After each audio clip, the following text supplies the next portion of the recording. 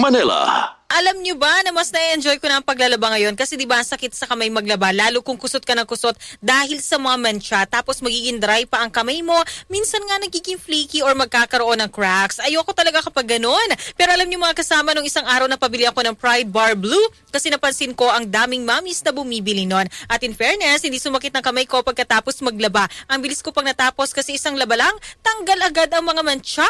Kaya naman mga kasama, lalo na sa mommies na nakikiniga, kung hindi nyo pa nasusubukan ng Pride Bar Blue, oras na para bumili. Dahil sa Pride Bar Blue, isang laba lang, tanggal man siya agad, di pa masakit sa kamay. Pagbasa sa Aklat ng Kawikaan, Kabanata 10, Talata 1 hanggang 32.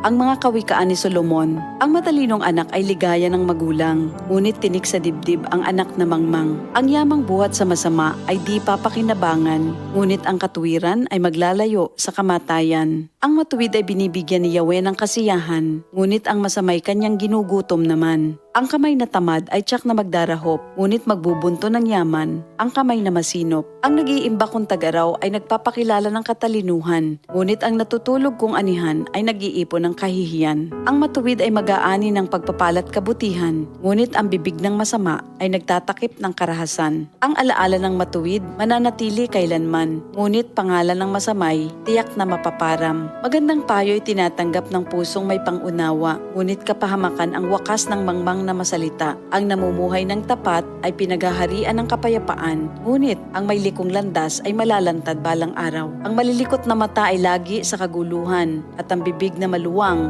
hahantong sa kapahamakan. Ang bibig ng matuwid ay bukal ng buhay, ngunit labi ng masama ay nagtatakip ng karahasan. Sa hari-saring kaguluhan ang bunga ng kapuotan, ngunit ang pag-ibig ay pumapawi sa lahat ng kasalanan. Sa labi ng may unawa matatagpuan ang karunungan, ngunit sa likod ng isang mangmang pamalo ang kailangan. Ang taong matalino'y nag-iimpok ng karunungan, ngunit ang salita ng mangmang ay nagdadala ng kapahamakan. Ang kayamanan ng mayamay matibay niyang tanggulan, ngunit ang kahirapan ng yagit ay kanyang kapahamakan. Ang kinikita ng matuwid ay nagbibigay buhay, ngunit ang sama-sama winawalda sa kasamaan. Ang nakikinig sa payo ay nasa daan ng buhay, ngunit ang ayaw sumunod ay tungo sa pagkaligaw. Ang nagtatanim ng puot ay puno ng kasinungalingan. Ang naninira sa kanyang kapwa ay isang taong mangmang. Ang taong masalita ay malapit sa pagkakasala, ngunit nagpipigil ng dila ay dunong ang pakilala. Ang dila ng matuwid ay tulad ng pilak na mahalaga, ngunit ang puso ng mangmang ay basura ang kagaya. Ang labi ng matuwid sa marami ay pakinabang, ngunit ang mangmang ay namamatay ng walang karunungan.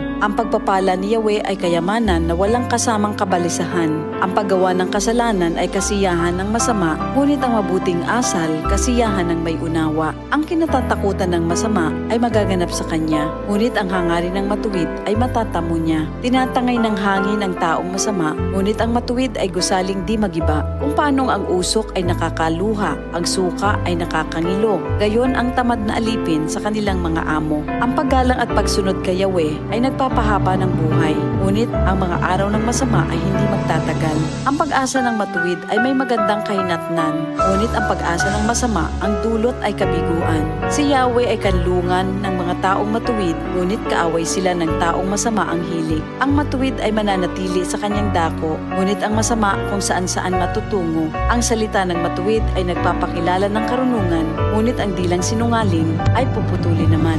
Ang salita ng matuwid ay palaging angkop, ngunit ang salita ng masama ay puro paninira. Ito ang salita ng Diyos. Mga kasama, ramdam nyo ba ang epekto ng araw at polusyon? Yung kahit anong gawin mo, parang nawawala ang kinis at puti ng balat. Ang hirap po, di ba? Ako rin dati ang hirap i-maintain ang kutis na fresh looking kapag araw-araw kang exposed sa usok at alikabok. Buti na lang, may bagong White Rose Papaya. May double whitening ng papaya extracts and vitamin B3. Clinically proven magpuputi in as early as 7 days with regular use. Papaya puti, papaya fast. Available ito sa grocery stores at supermarkets nationwide. Bili na ng White Rose Papaya, papaya puti, papaya fast, White Rose Papaya with vitamin B, manufactured by ACS Manufacturing Corporation, ISO certified, world-class quality. DCXL 558.